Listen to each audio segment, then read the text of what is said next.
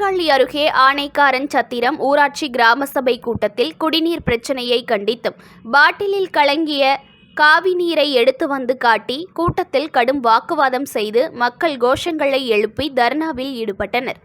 ஆனைக்காரன் சத்திரம் ஊராட்சியின் சுதந்திர தின விழா கிராம சபை கூட்டம் ஊராட்சி மன்ற தலைவர் கனகராஜ் தலைமையில் நடைபெற்றது.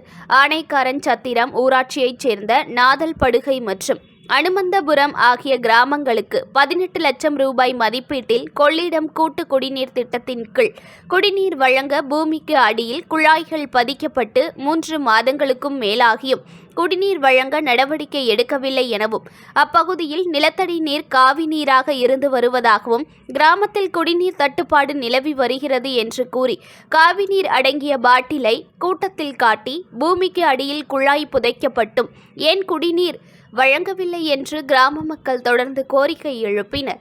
இதனைத் தொடர்ந்து குடிநீர் கிராமங்களுக்கு கிடைக்காததால் குடிநீர் அளித்தால் மட்டுமே கிராம சபை கூட்டத்தை முடித்து கொள்ள முடியும், இல்லையென்றால் கூட்டத்தில் உள்ள அனைவரும் குடிநீர் வழங்கும் வரை இங்கேயே அமர்ந்திருக்க முடிவு செய்துள்ளதாக கூறி தொடர்ந்து கோஷம் எழுப்பினர். குடிநீர் பிரச்சனையை தீர்வு காண நடவடிக்கை எடுப்பதாக தெரிவிக்கப்பட்டது. தொடர்ந்து காலை 10 மணி அளவில் துவங்கிய கிராம சபை கூட்டம் நேற்று மாலை 4 மணி அளவில் முடிவுற்றது.